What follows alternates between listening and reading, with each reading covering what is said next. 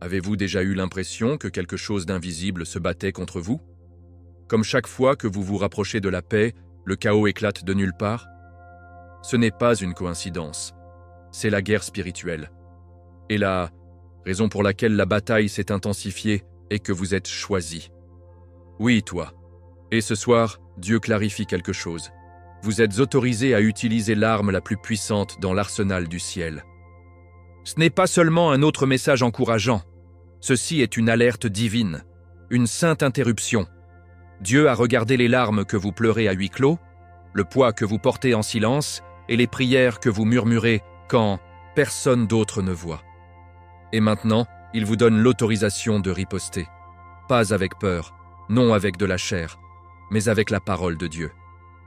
Cette arme ne manque pas, ça ne s'empare pas. Et lorsqu'il est activé par la foi, il secoue l'enfer lui-même. Trop de croyants souffrent en silence parce qu'ils ne savent pas ce qu'ils portent. Mais ce soir, ça se termine. Dans ce message, vous allez savoir exactement pourquoi l'ennemi est terrifié par votre réveil et comment riposter avec l'autorité. La Bible l'appelle l'épée de l'esprit. Jésus-Christ l'a utilisée lorsque Satan s'est retrouvé face avec lui. Et on vous a donné la même permission divine, alors ne faites pas défiler. N'ignorez pas cela. Ce que vous êtes sur le point de découvrir changera la façon dont vous priez, comment vous pensez, comment vous parlez et comment vous vivez. À la fin de ce message, vous saurez non seulement comment vous battre, vous comprendrez pourquoi vous êtes né pour gagner. Parce que quand Dieu dit « vous êtes autorisé », aucune force en enfer ne peut nier votre autorité. Il y a une raison pour laquelle vous avez été conduite ici aujourd'hui. Ce n'est pas de la chance, ce n'est pas une coïncidence, et ce n'est certainement pas aléatoire. Ce même moment est divinement orchestré. Beaucoup marchent dans la vie en se sentant perdus, submergés par les épreuves et incertains de ce contre quoi ils se battent vraiment. Mais que se passe-t-il si quelqu'un vous disait que chaque lutte, chaque nuit sombre de l'âme, faisait partie d'une stratégie bien plus grande que vous ne l'imaginiez? Oui, même les larmes que vous avez criées en silence ont été vues par Dieu. La foi n'est pas seulement un concept, c'est une force divine qui vous guide à travers le feu, et la Bible a déjà chuchoté que vous n'êtes pas oubliés. Vous êtes choisis. Ce message ne doit pas simplement informer, c'est à se réveiller. Imaginez ceci. Votre voyage spirituel est comme un échec, et chaque essai que vous avez dû faire face a été une décision, stratégique, intentionnelle, précise. Et ce soir, Dieu fait le prochain mouvement, et cela vous implique. Beaucoup ont sous-estimé le poids de votre vocation, car ils ne peuvent pas voir le Dieu qui marche avec vous. Mais la vérité est que Jésus-Christ connaissait chaque once de douleur que vous endureriez et payait déjà le prix de votre victoire. Cette vidéo est votre mémo divin. Une sainte assignation. Et oui, vous avez été autorisé à manier une arme, pas une arme charnelle, mais spirituelle forgée dans le ciel et alimentée par la foi. Soyons clairs, il ne s'agit pas de battage médiatique émotionnel. Il s'agit de la révélation. Le genre qui vous fait sortir de l'apathie et met votre esprit en feu. Dieu a essayé d'attirer votre attention, pas de vous effrayer, mais de vous positionner. La Bible est remplie d'histoires de personnes qui se sentaient inadéquates. Des morts bégayés, Gideon doutait. Jérémie a dit qu'il était trop jeune. Pourtant, Dieu a appelé chacun dans un but, tout comme il vous appelle maintenant. Et quand Dieu appelle, il équipe. Il n'envoie pas ses élus les mains vides. Non, il leur donne des armes. Et ce soir, il vous en donne un. Si vous avez eu l'impression que vos prières ont frappé le plafond, si vous vous êtes demandé pourquoi la vie se sent comme une bataille difficile, c'est votre réponse. Dieu ne vous a pas ignoré, il vous prépare. Ce qui ressemble au chaos, c'est en fait la construction. Jésus-Christ a traversé la douleur, la trahison et la mort pour se lever dans la gloire. Et ce même esprit vit en vous. Donc, quand Dieu dit « Vous êtes autorisés à utiliser cette arme ce soir », il ne demande pas. Vous êtes déjà autorisés à être actionnés. La question est maintenant, allez-vous le manier? Que ce soit le moment où tout se déplace, pas demain. Pas quand vous vous sentez assez sain. Tout de suite. Parce que Dieu n'attend pas la perfection, il attend votre oui. Alors penchez-vous. Les leçons à venir ne sont pas seulement des informations, ils sont une transformation. Et ils portent le poids de l'éternité. Continuez à regarder, car ce qui va ensuite débloquer quelque chose de surnaturel dans votre marche avec Dieu, construit sur la foi, enraciné dans la Bible et centré en Jésus-Christ. Plongeons plus profondément. Il y a une force cachée à l'intérieur de chaque élu, mais la plupart se promènent inconscients, les yeux bandés par le doute, la peur et les opinions des autres. La plus grande tactique de l'ennemi n'est pas toujours une attaque directe. Parfois, cela vous convainc que vous êtes impuissant. Mais la Bible dit le contraire.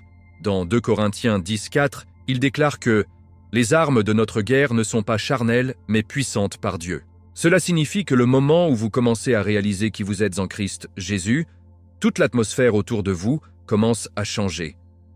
Vous arrêtez de réagir comme une victime et commencez à vous tenir debout comme un guerrier. Et c'est de cela qu'il s'agit. Voir ce qui est en train de dormant en vous.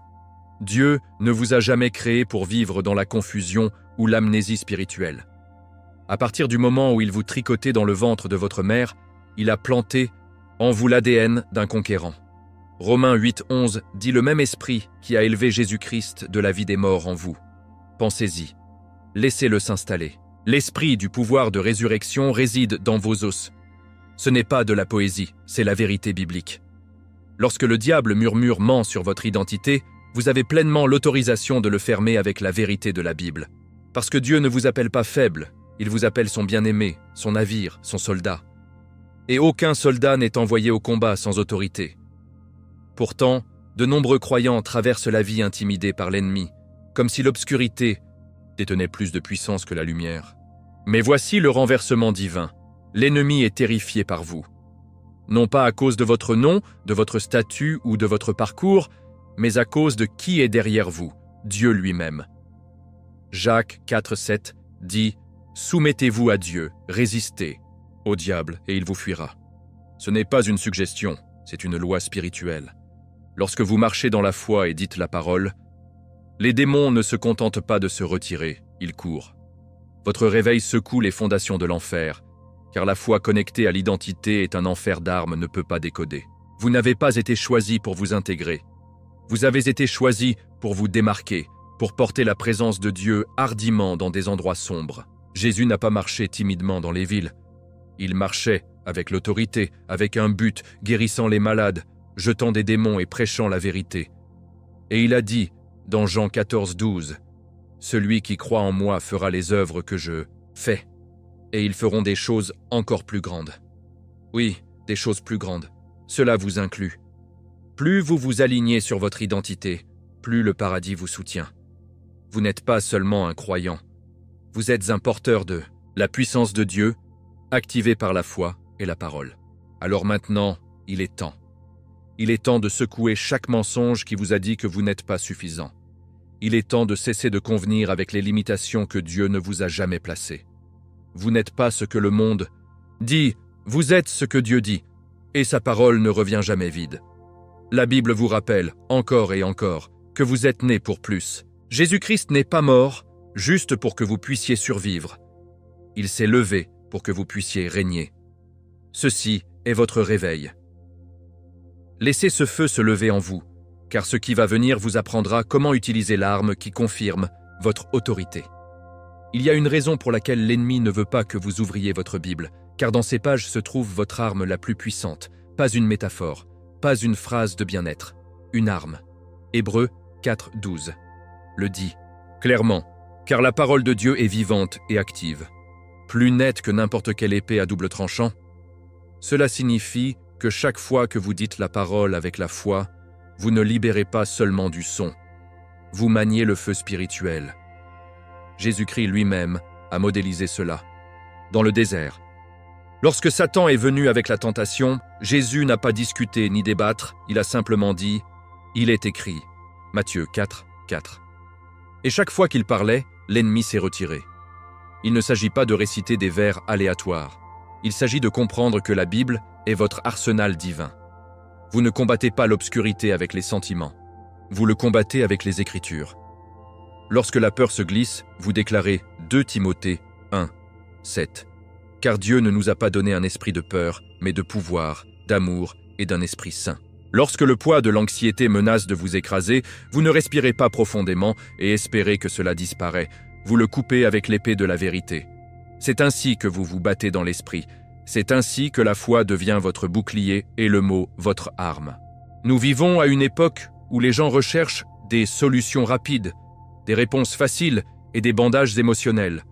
Mais le pouvoir d'un croyant vient de quelque chose d'éternel. La Bible n'est pas seulement un livre d'histoire, c'est un manuel vivant de victoire. Éphésiens 6,17 l'appelle l'épée de l'esprit.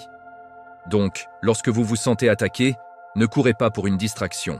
Nos mots.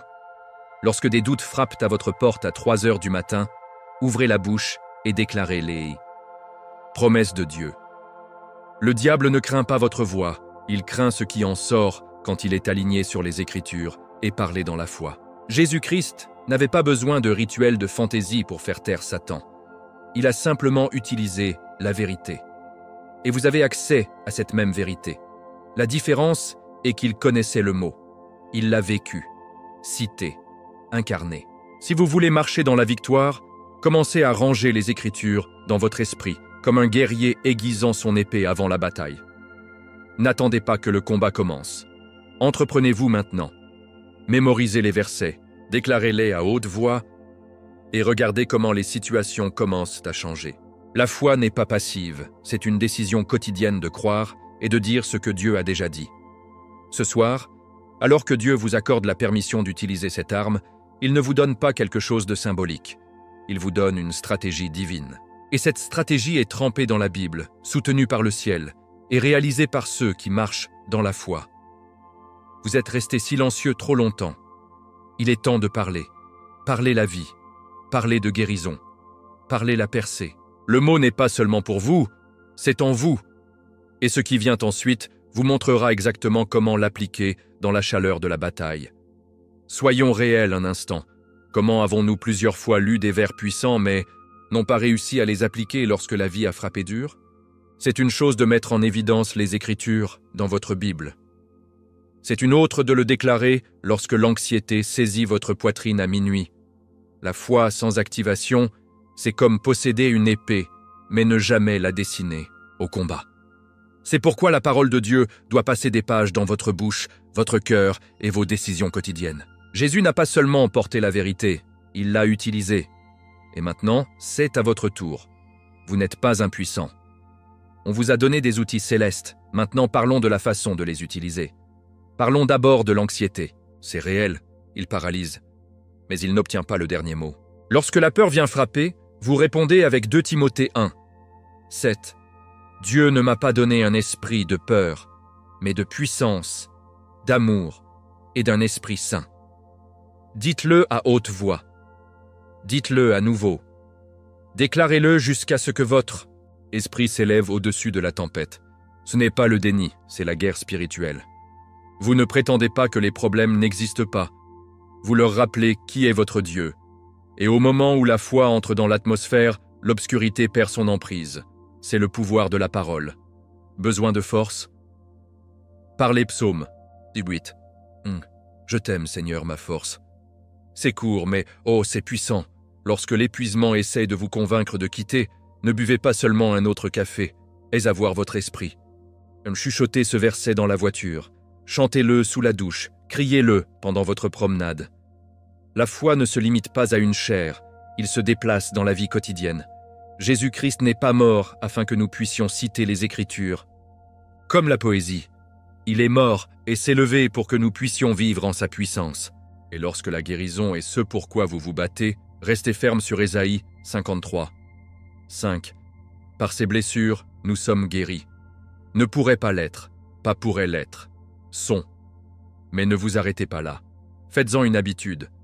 Prévoyez du temps pour étudier le mot comme vous planifiez vos repas. Internalisez. Écrivez-le sur votre miroir. Enregistrez-le en arrière-plan de votre téléphone. Et voici la clé. Sautez-le. Ne le pensez pas simplement. Le faites-le, avec foi. La Bible dit dans Proverbe 18, 21 que « La mort et la vie sont en puissance de la langue ». C'est une autorité sérieuse. Vos mots construisent ou se cassent. Et lorsque ces paroles sont alignées sur la Bible, prononcées au nom de Jésus-Christ, Elles deviennent une artillerie spirituelle qu'aucune force d'obscurité ne peut résister. La cohérence est tout. L'ennemi ne recule pas après un couplet. Il attend de voir si vous allez abandonner. Mais lorsque vous persistez, quand vous continuez à dire la vérité, même lorsque vos émotions ne sont pas d'accord, vous démontrez une foi inébranlable. Et ce genre de foi déplace des montagnes. Alors, ne lisez pas les Écritures comme une histoire au coucher. Lisez-le comme un soldat lit un briefing de mission, parce que vous n'êtes pas sur ce champ de bataille sans armes. Avec Dieu, la foi, la Bible et le nom de Jésus-Christ, vous avez déjà le dessus. Et maintenant, allons encore plus loin dans la façon de vivre avec l'état d'esprit de la victoire. La victoire ne commence pas à la fin de la bataille, elle commence dans votre esprit. C'est là que tout change. L'ennemi sait que s'il peut vous faire penser comme une victime, il n'a jamais à vous vaincre. Mais Dieu ne vous a pas appelé à survivre simplement à la vie, il vous a appelé à le surmonter. Romains 8:37 déclare « Dans toutes ces choses, nous sommes plus que des conquérants à travers celui qui nous aimait. » Pas pourrait être. Pas pourrait être. Vous êtes plus qu'un conquérant. Cette vérité ne dépend pas de votre humeur, de votre compte bancaire ou de vos erreurs passées. Cela dépend uniquement de votre foi en ce que Dieu a déjà dit. Vivre avec un mentalidad de Victoria signifie se réveiller chaque jour conscient de qui vous êtes en Jésus-Christ. Cela signifie regarder des problèmes et dire « Vous êtes grand, mais mon Dieu est plus grand ». Cela signifie marcher dans les vallées et toujours garder la tête levée parce que vous savez qui marche à côté de vous. Le psaume 23 n'est pas seulement la poésie, c'est un état d'esprit. Même si je traverse la vallée de l'ombre de la mort, je ne craindrai aucun mal, car vous êtes avec moi. C'est la pensée de la victoire. Ce n'est pas le déni des difficultés, c'est une profonde conscience de la présence divine. La foi n'est pas l'absence de conflit, c'est la confiance en la parole de Dieu au milieu du chaos. Et soyons honnêtes, la vie jette des boules de courbe. Factures inattendues. Prennent. De la santé. Douleurs relationnelles. Mais voici le changement. Lorsque vous opérez à partir d'un état d'esprit de la victoire, vous arrêtez de demander « Pourquoi cela m'arrive-t-il » et commencez à demander « Comment Dieu va-t-il utiliser cela ?» Cette seule question recadre tout. Joseph a été jeté dans une fosse, trahi, emprisonné, et pourtant dans Genèse 50:20, il dit à ses frères « Vous vouliez dire le mal contre moi, mais Dieu le voulait pour le bien. » Ce n'est pas seulement une citation puissante, c'est une perspective victorieuse. Et quand vous commencez à penser comme ça, la foi prend racine et la défaite perd sa piqûre. Vivre dans la victoire signifie également reconnaître que vous ne vous battez pas pour une victoire, vous vous battez d'un seul. Jésus-Christ a déjà remporté la victoire à la croix.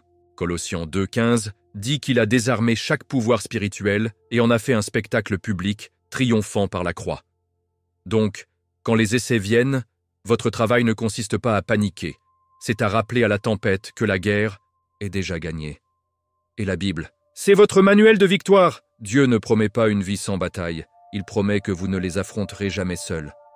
Avec la foi comme votre boussole et Dieu à vos côtés, même les pertes deviennent des leçons. Alors réveillez-vous chaque jour en déclarant « Je suis un enfant de Dieu, je suis victorieux. Je suis couvert par le sang de Jésus-Christ. » Parlez-le jusqu'à ce que votre âme le croie. Laissez vos pensées s'aligner sur la vérité, pas les sentiments. Parce que les sentiments mentent, mais Dieu ne le fait jamais. La foi n'est pas un vœu pieux, c'est l'espoir ancré. Et lorsque votre état d'esprit est saturé d'écriture, habilité par la Bible et guidé par l'Esprit de Dieu, rien ne peut être contre vous. Ce qui vient ensuite montrera comment votre victoire deviendra plus que personnelle. Il devient un phare pour les autres qui recherchent l'espoir. Votre victoire n'est pas seulement pour vous, c'est pour tous ceux qui regardent votre voyage se dérouler. Chaque percée, chaque blessure guérie, chaque larme essuyée par la main de Dieu fait partie d'une plus grande histoire. Vous ne vous en avez peut-être pas envie, mais vous êtes une épître vivante, tout comme Paul décrit dans 2 Corinthiens 3:2. Vous êtes vous-même, notre lettre, écrite sur nos cœurs, connue et lue par tout le monde. Les gens regardent comment vous gérez la douleur, comment vous marchez parfait quand rien n'a de sens, comment vous vous accrochez aux promesses du Biblia quand tout crie pour que vous puissiez arrêter. Votre foi prêche plus fort qu'un sermon, n'a jamais pu. Vous voyez, Dieu ne gaspille jamais une victoire. Ce qu'il fait dans votre vie est censé inspirer la transformation chez les autres. Lorsque Jésus-Christ a guéri l'homme possédé par un démon dans Marc 5, l'homme a supplié de le suivre. Mais Jésus a dit « Rentrez chez vous à votre propre peuple et dites-leur combien le Seigneur a fait pour vous. » C'est le plan. La victoire devient un témoignage. Le témoignage devient un ministère, et le ministère naissance à la fois dans les autres. Peut-être que vous pensez que votre histoire est trop désordonnée, mais c'est le gâchis qui rend le miracle réel. Il ne s'agit pas d'avoir tout ensemble, il s'agit de montrer ce que Dieu peut faire avec un cœur qui dit oui. Avez-vous déjà remarqué comment les gens s'ouvrent lorsque vous partagez vos cicatrices? C'est parce que les cicatrices racontent des histoires. Ils disent « J'ai traversé le feu et Dieu était avec moi ». Le psaume 66, 16 dit « Venez entendre, tous vous qui craignez Dieu, laissez-moi vous dire ce qu'il a fait pour moi. » C'est le cœur du témoignage. Ne pas se montrer, mais se présenter aux autres qui ont besoin de savoir que Jésus guérit toujours, fournit toujours, sauve toujours. Votre victoire prouve que fait fonctionne. Le Biblia est vivant et Deus est toujours, en train de transformer les cendres en beauté. Et parfois, votre victoire devient le guide de survie de quelqu'un d'autre. Ce que vous avez surmonté de foi, quelqu'un d'autre se bat toujours avec la peur. C'est pourquoi votre histoire compte. C'est pourquoi votre voix doit monter. Pas dans la fierté, mais dans le but. Il ne s'agit pas d'avoir une plateforme, il s'agit de transporter de la lumière. Lorsque vous parlez de la façon dont Jésus-Christ vous a provoqué la dépression, la dépendance, la trahison, la maladie, vous devenez un phare pour ceux qui sont encore perdus en mer. Et ce n'est pas accidentel, c'est une stratégie divine. Dieu utilise votre vie comme preuve de sa puissance. Alors ne cachez pas ce que Dieu a fait.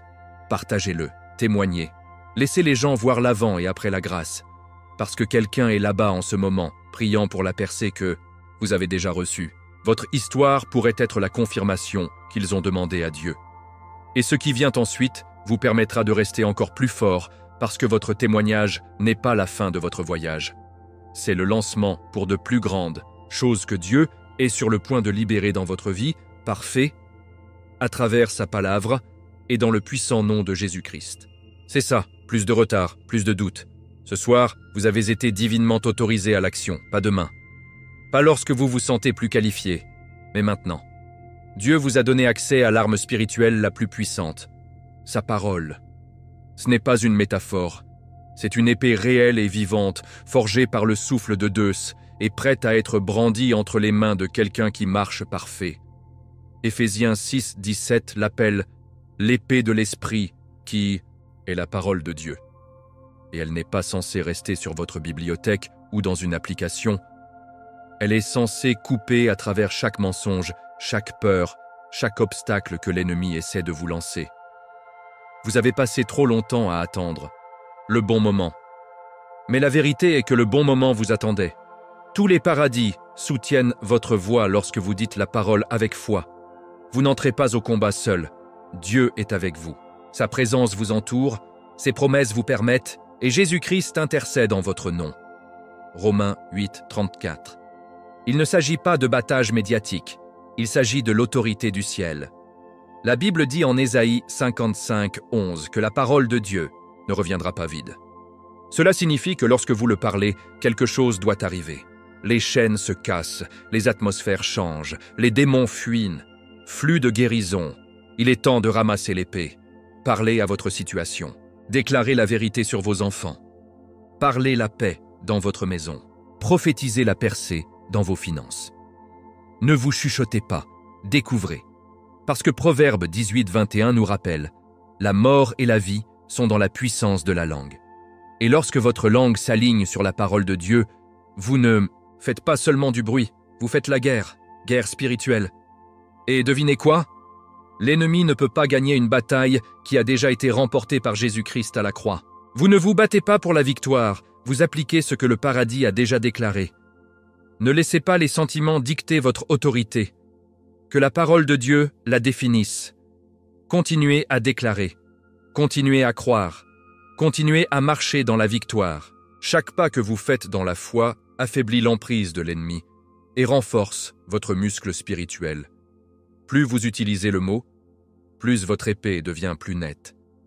Et ce soir, avec la permission de Dieu, vous n'êtes pas seulement autorisé à vous battre, vous êtes oints pour gagner. N'hésitez pas, ne vous retenez pas. Le champ de bataille évolue déjà parce que votre esprit se réveille à sa mission divine. Alors montez, élu 1. Prenez votre épée. Laissez votre bouche devenir une fontaine de vérité vivante. Laissez votre vie déclarer ce que votre foi croit. Et pendant que vous avancez, rappelez-vous, vous n'êtes pas seul. Dieu vous a devant. Vous, la Bible vous accompagne, et le nom de Jésus est votre bannière de victoire éternelle. Vous avez été commandé? Maintenant, déplacez-vous et préparez-vous, parce que ce qui se passe ensuite vous mettra au défi de passer quotidiennement dans cette victoire, non seulement en tant que croyant, mais en tant que guerrier audacieux et intrépide de Dieu.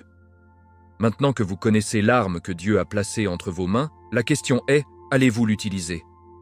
Êtes-vous prêt à parler avec l'autorité, à vous tenir dans la foi et à déclarer la parole de Dieu?